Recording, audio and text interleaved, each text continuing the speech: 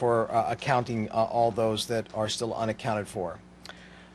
Look, this is not an easy situation. We know that. It's exhausting, and it will take time. You need to know that we're doing everything that we can to battle the fires and to take care of those that have been evacuated.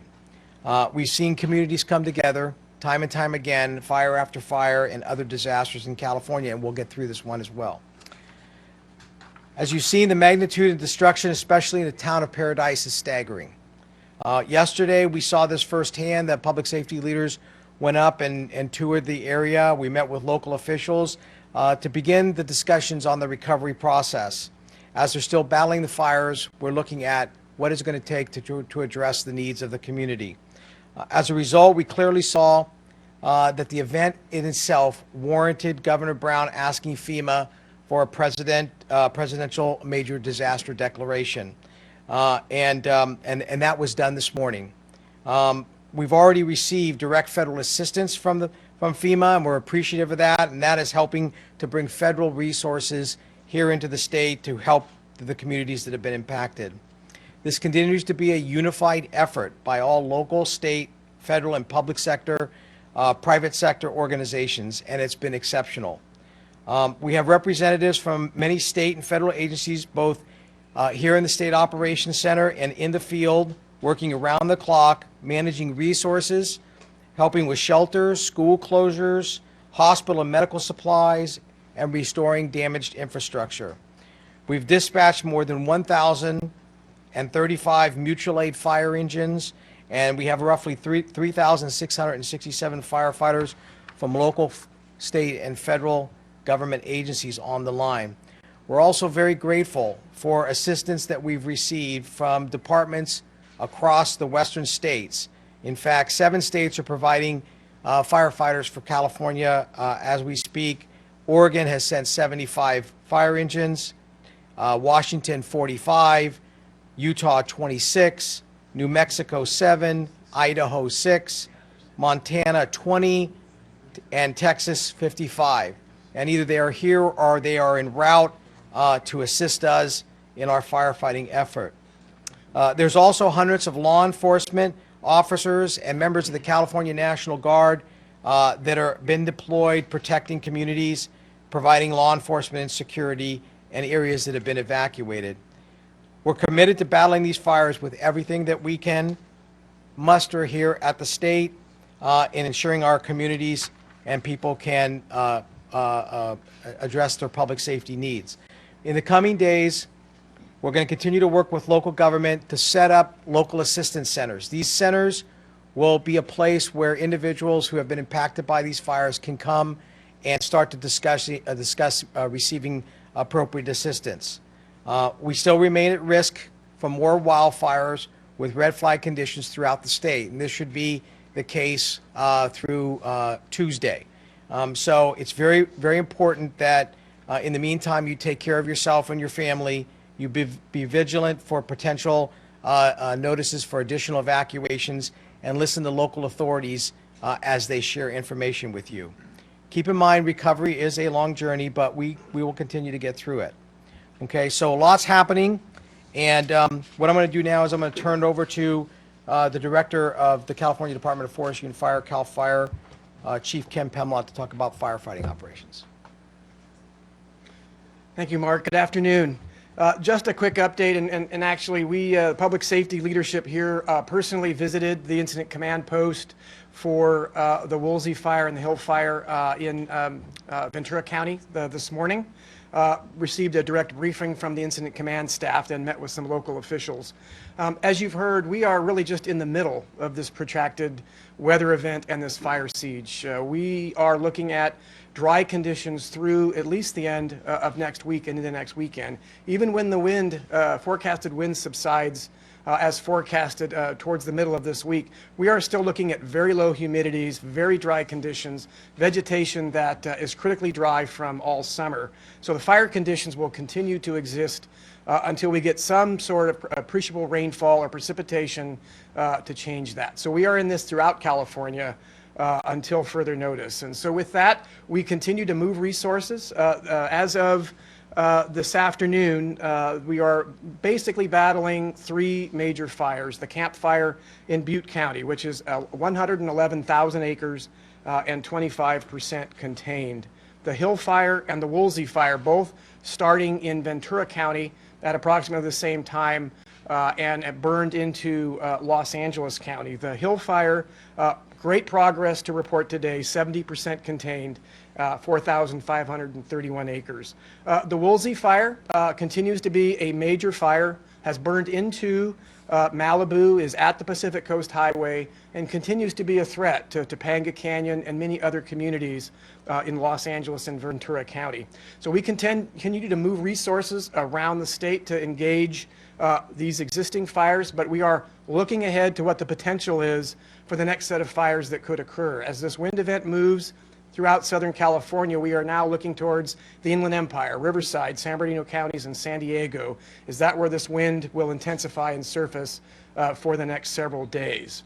So again, we continue to monitor, we're providing resources. Every available aircraft, aviation or aerial firefighting aircraft in the country is available to California, and we are utilizing those resources. Aircraft are flying. In some cases, they're able to fly at night. In the Southern California fires, they're all being utilized to the fullest extent that it's possible, understanding conditions change at times, and they may not be able to fly due to high winds or zero visibility over the fire. But we're in this for the long haul. We have, again, firefighters deployed throughout the state, working with many, many partners, and we'll continue to do that until these conditions subside. So with that, I'd like to introduce Governor Brown.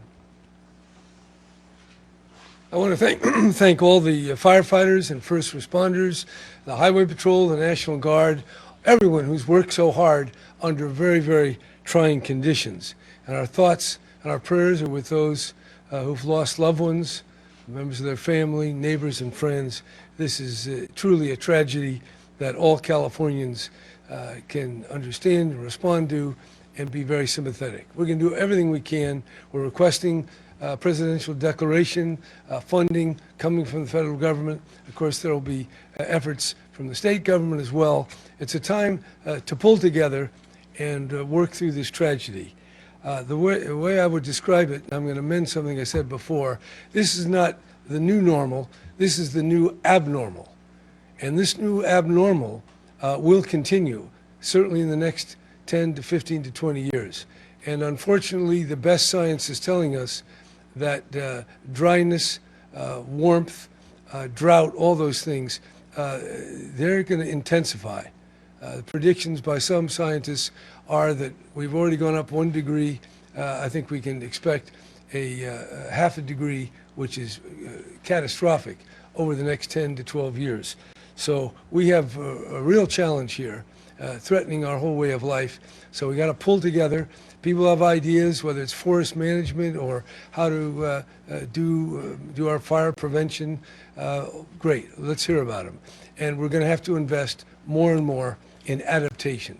When we talk about things like the climate and the warming climate, and we talk about words like adaptation, that's what we're talking about. And it's not millions, it's billions and tens and probably hundreds of billions, even in the span of a few years. So we've got lots of work to do. It is a time of sadness, but also one to reflect on where we are and just resolve to pull together and do everything we can to help those in need and to take the steps to minimize and mitigate the damage that's so obvious. Thank you. Are there any questions for Governor Brown? Yeah. We're here again a few months after you last spoke to a group of reporters, and 25 more people are dead. Is the state doing enough to hold investor-owned utilities accountable and to help residents prepare to leave if they have to? Well, we don't know the cause of this fire, and the town of Paradise certainly had a lot of preparation, but we're dealing with existential conditions that once they take off, there's a certain amount of dryness in the vegetation, in the soil, in the air, then the winds get up 50, 60 miles an hour. This is what happens, and we have to keep understanding it better. but we're in a new abnormal, and things like this will be part of our future.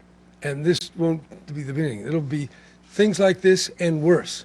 That's why it's so important that we take steps to help communities, to do prevention and then adaptation to the extent we can. Some of that's forest management, some of it is vegetation management, but even with all of that, you have to have escape routes and ways to identify people and to notify them. So we're trying all that, but we're getting caught up here in a changed world that not so many people were aware of or were thinking about. So I'd say people, they're doing the best they can, but it's not good enough. We're going to have to do a lot more. Yes. How many people are unaccounted for? That I would ask Mark. Right now, I think they're still looking at roughly about 100 or so individuals that are going to account for it, but they're still trying to go through their finding assessment, working with the shelters, talking with family members. Many people who evacuated out further from Butte County. Some are in Sacramento, some are down the Bay Area. So there's a huge effort to try to make an accounting for all of those that have been still unaccounted for. So that's 100 is Butte County. Roughly, yeah. There are no unaccounted for in Southern California. And for Chief Finlott, what's the delay on the assessment of the cause of the Tubbs fire? We continue to process the evidence and prepare the report. Understand, very complex fire burning under very difficult weather conditions, winds that were going in multiple directions. Understand, we want that report to be exactly what it needs to be: accurate, comprehensive. Our investigators are pulling out every stop to ensure they've eliminated, as well as provided every piece of information, eliminated any cause that didn't occur or is not part of the evidence. And so there's a lot at stake here. This is very important. And so it will be ready to go when it's done, and we're not going to rush that or provide it out there any sooner than that. Will it be done by the end of this year? I think that we're getting much closer. I'm not going to put a date on it because I don't want to put the investigators in a position that they need to be rushed. Yes, we are working very diligently to get it done, and we are very hopeful to have it completed here in the near term. Yes. Fox 40, Charmaine Nero. This is for the governor. Of course, we're going to ask this question, but do you have a response to the president's comments about the forest management? Well, yeah, the scientists and the engineers and the firefighters all tell us forest management is one element. It's only one. And we have to take care of the whole range of threats and conditions and actions that are part of our living with fire threats. And while we do more forest management, both the federal government, which has more land than the state government, and by private people in the state, we have to all do more.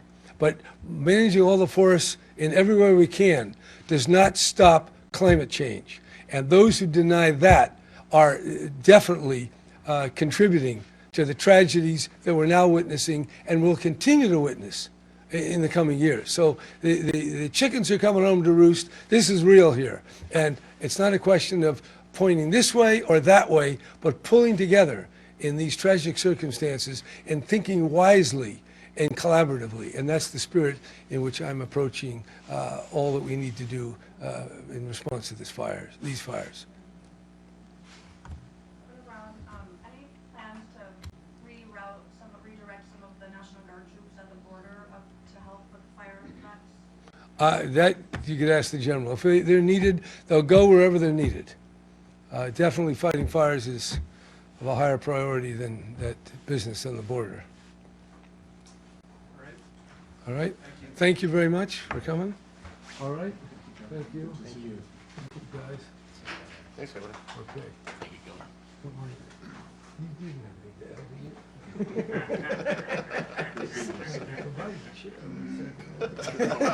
We're going to fix that Chair next time. All right, great. All right, so good. We want to talk to him. Sure.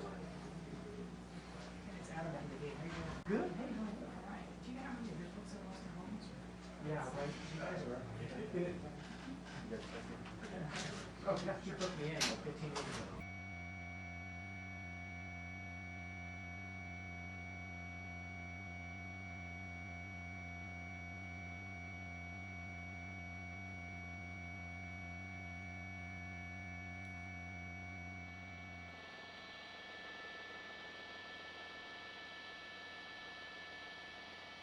Yeah.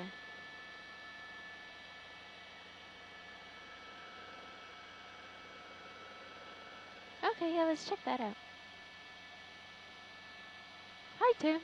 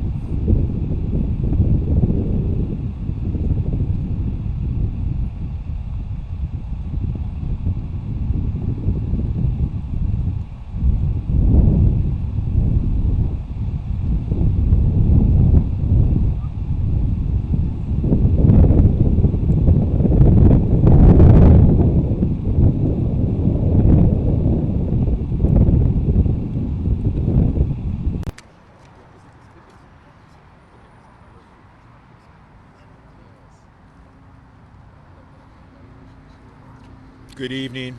Welcome to the Woolsey Fire Evening Update. We've got our unified command partners here. They're going to give a brief statement on what's going on in the fire, and then they'll be available for some questions afterwards. I'd like to bring up from our law branch, from the Los Angeles County Sheriff's Department, Commander Scott Gage. Good afternoon.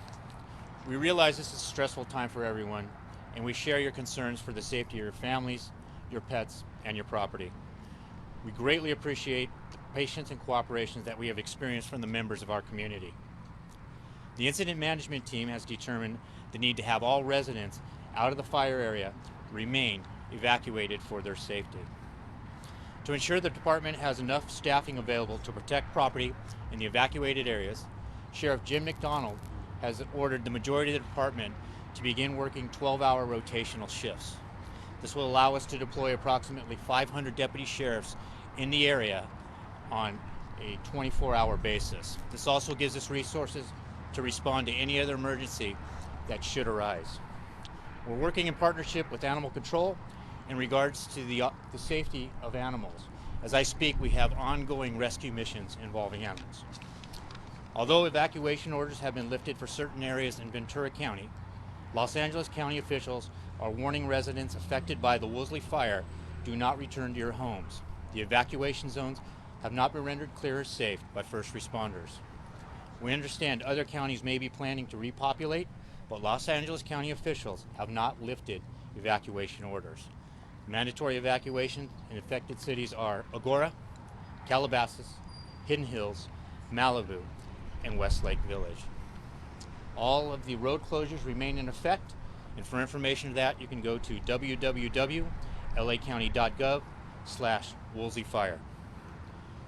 Approximately 3,500 students at Pepperdine University continue to shelter in place on the campus.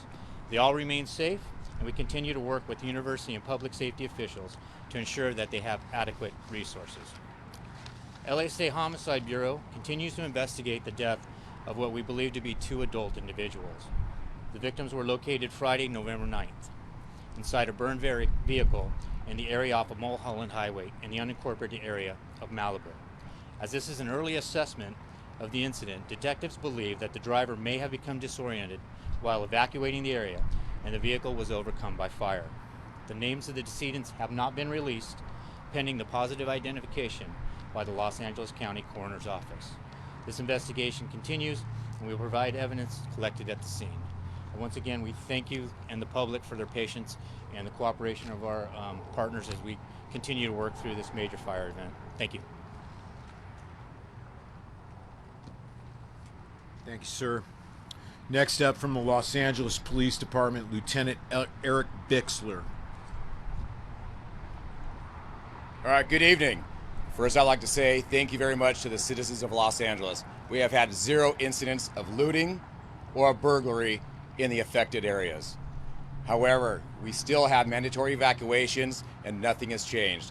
We have Van Owen to the north, Roscoe all the way north to Roscoe, from Valley Circle west to the county line. Those are still mandatory evacuations and no change. We have no evacuation orders south of the 101. So thank you very much for the citizens of Los Angeles for maintaining order. Doing that, appreciate it. One more thing, contrary to social media, we are not escorting people into the fire zones for medication. If you need medication, contact your doctor or the emergency room. Do not ask for a police escort. We will not give that to you. And thank you very much.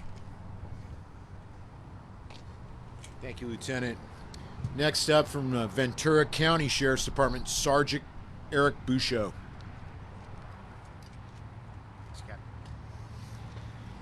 Good evening. Today in Ventura County, we had 130 law enforcement personnel patrolling the evacuated areas. I'm happy to report that we did not have any additional incidents of looting. Today was relatively quiet on the law enforcement side. We appreciate the public's cooperation during this difficult time. We know you're going through a lot. As far as repopulation, we expect some of the evacuated areas, we expect those evacuations to be lifted later this evening. We will announce those both by our emergency alert system and also through vcemergency.com. So as that information comes out, people can tune into that website and that will have the latest up-to-date information. Again, I want to thank our law enforcement partners. The assistance we've gotten through mutual aid has been fantastic, and I know that it's appreciated by everyone in the community here. Thank you. Thank you, Sergeant. Next up, from our law enforcement partners, we have Governor's Office of Emergency Services Assistant Chief Ryan Smith. Good afternoon. Since the onset of both the Hill and the Woolsey fire, the state's law enforcement master mutual aid plan has been activated, and that resulted in a significant response in law enforcement personnel from as far north as San Luis Obispo County and as far south as Orange County. I would also like to thank the Orange County Fire Authority.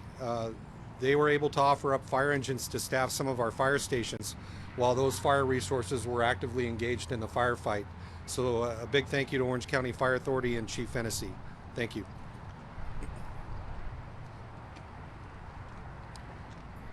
Next up, I'd like to ask Los Angeles County Fire Chief Daryl Osby up to the podium. All right, well, thank you. Daryl Osby, Fire Chief of the Los Angeles County Fire Department. On behalf of our Honorable Supervisor Sheila Q in the 3rd District, I would like to thank everybody here for their attendance and all the hard work that they've done in her district. Today was a very challenging day, but today we've had some huge successes in the regards that we've had some significant flare-ups as articulated from the Fire Chief from Los Angeles City and Bell Canyon. That was concerning to us because if that got out of Bell Canyon, that could wrap around to the south side and coming behind Topanga Canyon and maybe Pacific Palisades, and they were able to keep that tight and buttoned up, so that was outstanding work from the Los Angeles City Fire Department. And the other parts of the incident, we had some significant flare-ups in some of our wind-prone canyons along PCH in Malibu, and we got firefighters in there to keep those flare-ups within containment lines. Unfortunately, we're still being hampered by people that have not evacuated. I know that's been mentioned over and over and over again in relation to evacuations and animals, and when we have to confront those types of situations within the fire scene, it takes away from our firefighters' ability to protect your structures and help with containment. Our focus for the remainder of the day and night will continue to build containment lines. As I mentioned, we were successful today with our aircraft, hardening our containment lines. We will have our fire crews or camp personnel working all night to increase containment and work on hotspots. As mentioned earlier today or in this press conference, we're expecting similar fire behavior and winds tomorrow. So there's still a possibility, tonight and tomorrow, so there's still a possibility for flare-ups and embers to get beyond our containment lines, but we're working very diligently to ensure that doesn't happen. I know that a lot of you are really concerned about the loss and damage of structures within this incident. Since yesterday, we've had damage assessment teams working around the clock trying to get updated numbers. I still don't have a better number than from this morning, which I mentioned 177 structures lost, but I'm confident that when we have our next briefing tomorrow morning, we'll have a better number in relation to those structures lost, but we know that we've had significant structure loss and that number will increase. Earlier today, I had an opportunity to meet with state officials from the governor's office. The director of OES was down, the chief of CAL FIRE, the general of the National Guard was there, and the director of CHP. So we had a fruitful conversation in relation to mutual aid and support, and we're trying to manage resources between this fire and our region in Northern California, and from those relationships ongoing throughout the incident, we've been receiving more resources here to help us locally to combat this fire. I cannot say enough about our first responders that have been working around the clock as it relates to protecting life, structures, and trying to get containment. I think that's been mentioned enough, but I do want to thank the citizens here and our politicians that have been here for the outcrying and outpouring of support for our first responders as it relates to food and accolades and offering any type of support that we can get. And also, too, some of our secondary responders that are kind of the unsung heroes, our water purveyors. We worked around the clock with them. There were situations when we almost ran out of water, but we worked with them to ensure that we kept water in the tanks. Our utility company, Southern California Edison, who kept all of our fire pumps going, even though there's power outages. And where they couldn't keep power, they provided emergency generators, Southern California Gas as it relates to gas lines, Caltrans as it relates to keeping our roads open. It was mentioned earlier, and I want to mention it one more time, as it relates to transversing roads. If you're still evacuating, that we have a lot of loose gravel, so be careful about landslides. And then we still have a lot of down power lines that we don't know if they're charged or not. You can't tell, so if you see a down power line, be extremely careful. In conclusion, I would just say that we're going to work all night to continue to increase our containment lines, and we'll have a better report in the morning. Thank you very much. Chief, do you have any update on acreage? Our acreage is still at 83,275. There might be a few more acres than I mentioned this morning, but most of the flares were within the footprint of the fire, so none of those flares exceeded outside our containment lines. Right now, we're still going with 10% containment. We're going to work all night. We're going to have better intel as far as an updated report in the morning as it relates to acreage and containment lines. Are you aware, or is anyone aware of any structures that burned today? I've received no reports of structures that have burned today. We're still doing assessments of the structures that have burned to get a good number. Then also, too, we've had a lot of structures in a lot of canyons. We weren't exactly sure if all the citizens evacuated safely, so we're doing inspections of those facilities to make sure that they're also safe. What area? It seems like this may have been a very successful day as far as limiting additional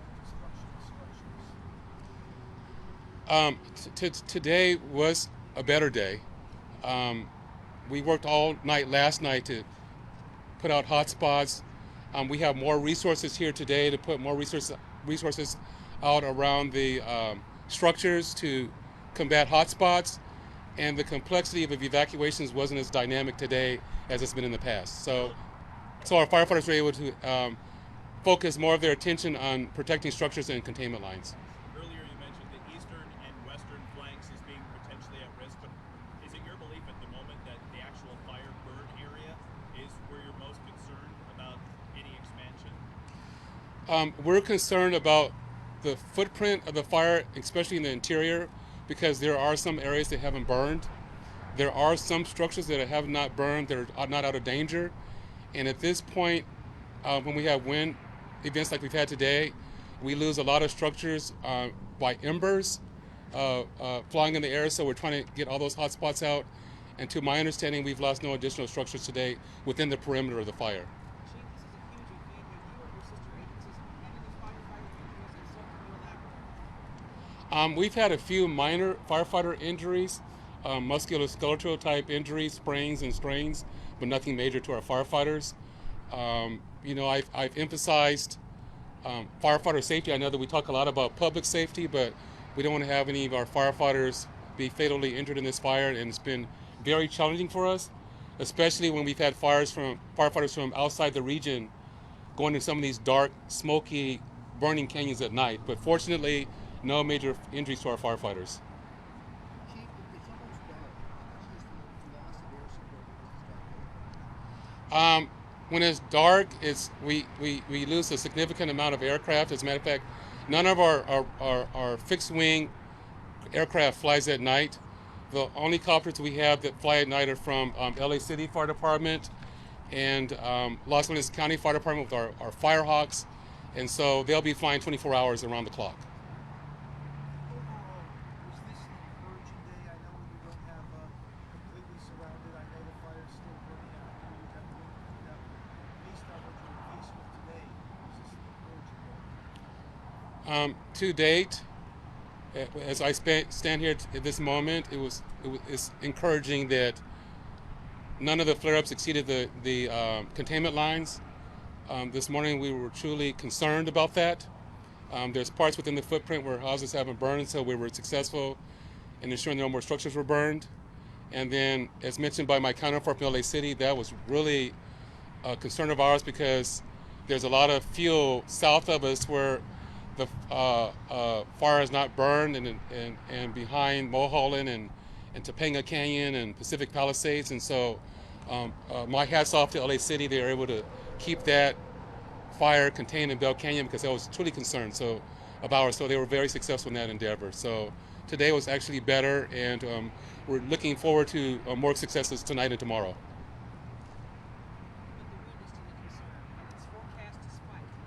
Yeah, it's forecasted to spike. We have a low right now, but we're going to expect more winds up to 40 miles per hour. So we're not out of the woods tonight, so we all need to remain vigilant and not let this low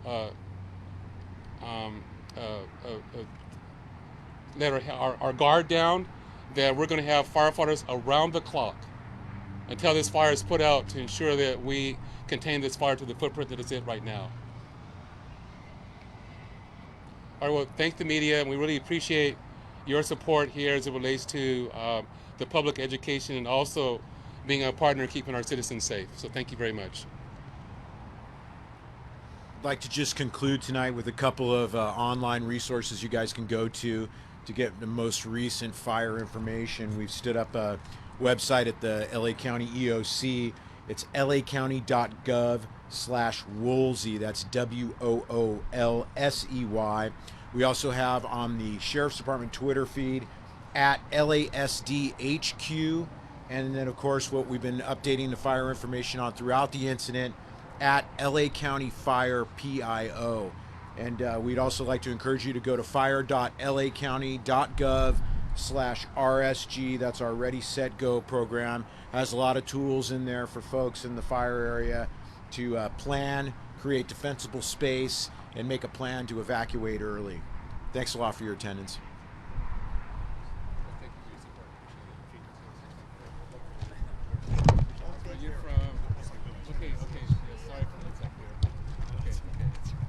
Yeah, listen. Gotta get my wallet out here.